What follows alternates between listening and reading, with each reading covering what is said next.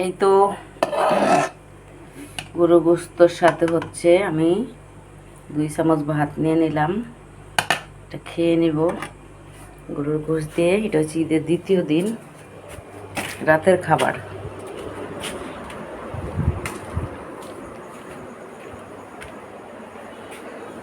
এই তো বসে গেলাম টি টেবিলে বসছি।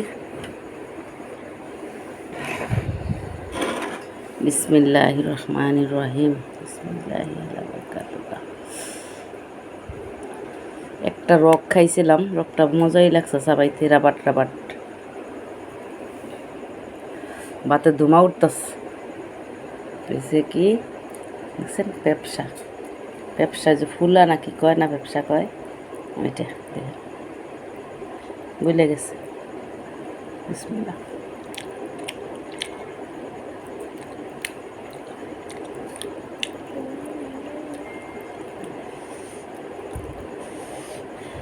দিশা নাই ও